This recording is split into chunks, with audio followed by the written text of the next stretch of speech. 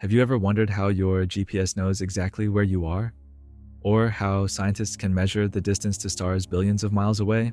The answer lies in our understanding of light, specifically its speed. Today, we take it for granted that we know that light travels at approximately 300,000 kilometers per second, or 186,000 miles per second. But in the late 19th century, this fundamental constant of our universe was at the center of one of the most perplexing scientific mysteries ever encountered. This isn't just another story about two scientists performing an experiment. This is about Albert Michelson and Edward Morley, who set out to prove something they believed was true, and instead accidentally sparked a scientific revolution that would completely transform our understanding of space, time, and the universe itself. Their so-called failed experiment would ultimately lead to Einstein's theory of relativity, quantum mechanics, and technologies you use every day. But here's the fascinating part. Michelson and Morley were trying to detect something that doesn't actually exist, and their inability to find it would become one of the most important failures in scientific history.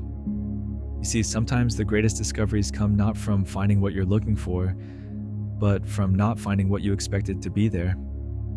And that's exactly what happened in 1887 in a basement laboratory in Cleveland, Ohio.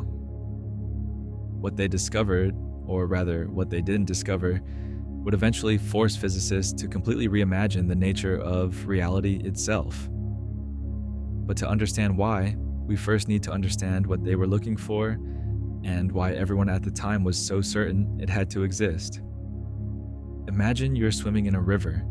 You can swim upstream against the current or downstream with it. Your speed relative to the shore depends on both your swimming speed and the river's flow.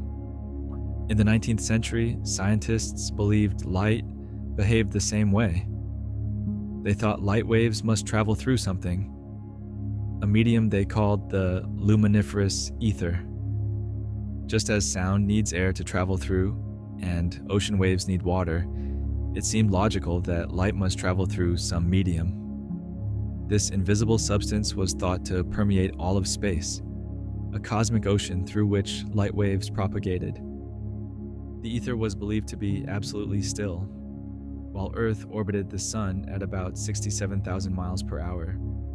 This meant Earth was constantly moving through this stationary ether. If the ether existed, the speed of light measured on Earth should change depending on which direction you measured it. Just like your swimming speed changes depending on whether you're moving with or against the current. Think about it like driving a car with your arm out the window. When you drive forward, you feel wind pushing against your hand. The ether theory predicted that scientists should be able to detect an ether wind as Earth moved through space. But measuring the speed of light with enough precision to detect these differences was incredibly difficult in the 1880s. What was needed was an instrument of unprecedented precision, and a scientist obsessed enough to build it. Enter Albert Michelson, a Polish-American physicist with an extraordinary talent for precision measurement. Michelson was uniquely qualified for this challenge. Born in 1852 to Jewish parents in Poland, he immigrated to the United States as a child. His remarkable mathematical abilities earned him an appointment to the U.S. Naval Academy, where he became fascinated with the problem of measuring the speed of light. To detect the ether, Michelson invented an ingenious device called an interferometer, a device so sensitive it could theoretically measure differences in the speed of light less than 1/billionth the speed of a snail. The interferometer split a beam of light into two perpendicular paths. After reflecting off mirrors, the beams recombined, creating an interference pattern. If light traveled at different speeds along these perpendicular paths, as the ether theory predicted, the interference pattern would shift when the entire apparatus was rotated. Think of it like comparing the times of two swimmers, one swimming across the river, the other swimming upstream and back. The ether theory predicted one beam would be swimming against the current of the ether wind, while the other would be crossing it. But even with his brilliant invention, Michelson faced skepticism. His early results in 1881 were inconclusive. To silence the critics, he needed to make his experiment even more precise, and for that, he needed help. In 1887, Michelson teamed up with chemist Edward Morley at Case Western Reserve University in Cleveland, Ohio.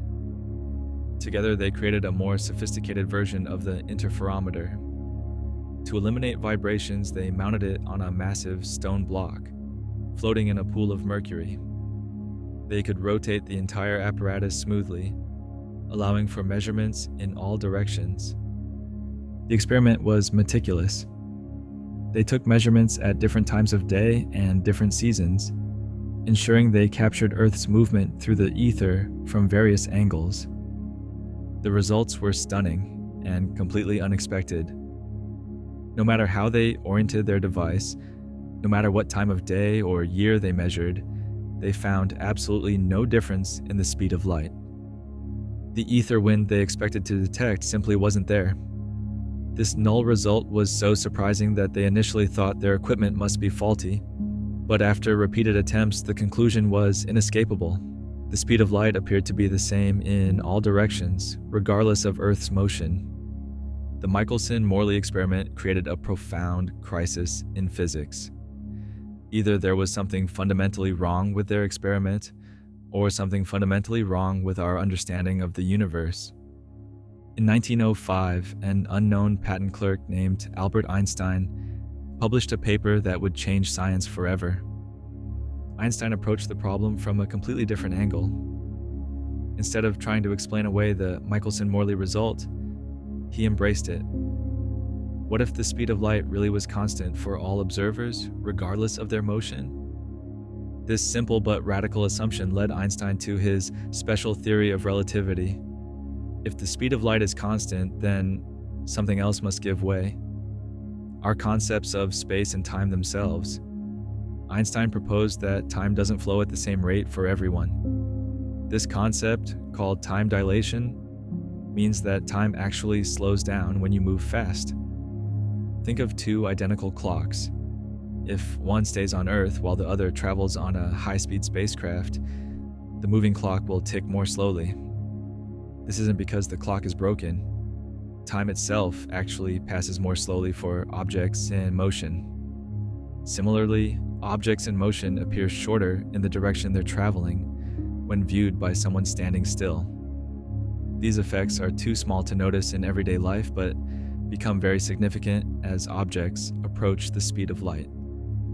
The mathematical rules describing these effects, called the Lorentz transformations, were developed before Einstein, but it was Einstein who understood what they truly meant about the nature of space and time. The connection between the Michelson-Morley experiment and Einstein's development of special relativity remains a fascinating subject of historical debate. Einstein made contradictory statements about the experiment's influence on his thinking. In some accounts, he claimed little or no direct inspiration from it, suggesting he arrived at his conclusions primarily through thought experiments and mathematical reasoning. In other statements, he indicated familiarity with the experiment and its significance. Historians of science remain divided on this question. Some argue the experiment played no significant role in his path to special relativity, while others point to evidence suggesting it did influence his thinking. What's beyond dispute is that the null result of the Michelson-Morley experiment helped the notion of the constancy of the speed of light gain widespread acceptance in the scientific community, preparing the ground for Einstein's revolutionary ideas to take root and flourish. Without understanding the true nature of light and its constant speed, many modern technologies would be impossible. Every time you use GPS navigation, you are benefiting directly from Einstein's theories inspired by Michelson and Morley. GPS satellites must account for relativistic time dilation to maintain accuracy. Without these corrections, your location would drift by about 10 kilometers or 7 miles each day. The legacy of the Michelson-Morley experiment extends far beyond Einstein's theories. Their experimental approach, using interference patterns to make incredibly precise measurements, revolutionized scientific instrumentation. Modern versions of the interferometer are used in gravitational wave detectors like the Laser Interferometer Gravitational Wave Observatory, which in 2015 detected ripples in spacetime caused by colliding black holes. And perhaps most profoundly, their work reminds us that sometimes not finding what you're looking for can be the greatest discovery of all. Just like Michelson and Morley, we all sometimes look for answers in the wrong places.